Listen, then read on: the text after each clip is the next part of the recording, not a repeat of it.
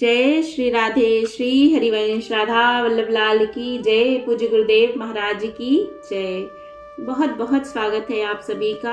आइए सुनते हैं कार्तिक मास की कहानियों में कार्तिक स्नान की कहानी को। प्रेम से कहिए जय श्री राधे।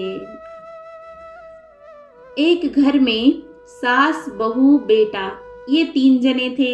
एक दिन माँ बोली, बेटा मैं तो कार्तिक नहाऊंगी। बेटा बोला, नहा ले मैया।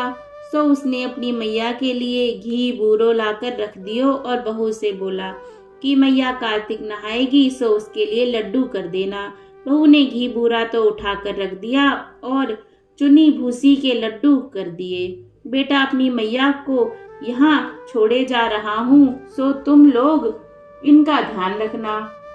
बुढ़िया सुबह ही उठे, कार्तिक नहाकर खूब भजन पूजा करे और जैसे ही लड्डू निकाले, कृष्ण भगवान एक याचक के रूप में आते और कहें, दरवाजा खटखटाऊं, माँ एक लड्डू पाऊं। ऐसा सुनते ही बुढ़िया झट एक लड्डू दे देती। ऐसा करते करते कार्तिक महीना पूरा हो गया। फिर श्री भगवान आए और बोले, मैया जो चाहे सो वरदान मांग ले। बुढ़िया बोली, मैं क्या मांगू, मुझे कुछ नहीं चाहिए। ऐसा सुनकर भगवान ने झोपड़ी में लात मार दी। लात मारते ही वह महल हो गई। फिर बुढ़िया में लात मारी सो वह सुंदर युवती हो गई। अब उसके खूब धन दौलत भी थी। जब उसका बेटा अपनी मैया को लेने आया तो उसने आसपास के लोगों से पूछा, भाइयों मैं यहाँ एक बुढ़िया को छोड़ गया था, क्या आप लोगों ने उसे देखा? वो बोला, वो अब सामने वाले महल में है। उसने वहां जाकर आवाज दी। मैया बाहर निकल कर आई। बेटा गाड़ी में अपनी मैया को बिठाकर सब सामान साथ रखकर ले आया। यह देख बहू जलने लगी। वह अपनी माँ को भी कार्तिक स्नान कराने की सोचने लगी। कार्तिक के आते ही उसने अपनी माँ को स्नान करने को भेजा और खूब घी बूरे के लड्डू बनाकर साथ में दिए। उसका पति अपनी सास को यमुना किनारे छोड़ आया। कार्तिक के शुरू होते ही औरतें सुबह नहाने आती, किंतु वह सोई पड़ी रहती तथा उससे कहती कि तुम इतनी जल्दी आकर क्यों इतना शोर मचाती हो। जब भगवान श्री कृष्ण आते तो कहती, झोली फैलाऊं मैं एक लड्डू पाऊं। वह लड्डू ना देकर यह कह देती कि जमाई के घी बूरे के लड्डू मैं तुझे दूं कि खुद खाऊं, और खुद खा लेती। कार्तिक के पूरा होते ही भगवान आए और बोले, माँ क्या मांगे? वह बोली, जैसा आपने मेरी समधिन को दिया वैसा ही मुझे भी दो। भगवान ने यह कहकर कि तेरी करनी तेरे साथ, उसकी करनी उसके साथ, झोपड़ी में लात मारी। झोपड़ी उड़ गई तथा बुढ़िया में लात मारी तो वह एक सुअरिया बनकर इधर उधर घूमने लगी।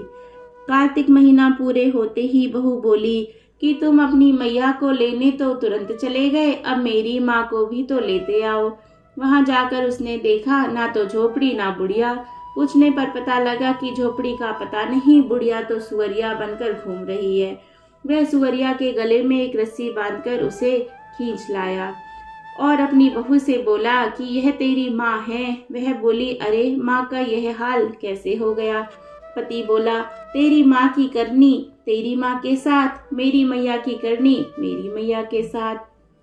उसने पंडितों से पूछा तो एक पंडित ने बताया कि जो भी कार्तिक तथा 10 वैशाख बिना नमक के खाए नहाई हो, उसके नहाने का पानी इस पर तड़के ही यह ठीक हो जाएगी।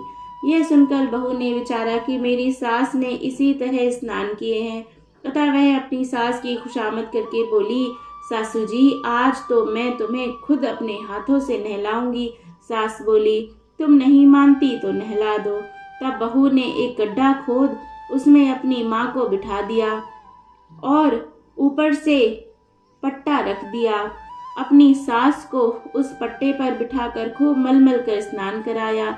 नहाने के पानी गिरने से बहू की माँ पहले जैसी हो गई।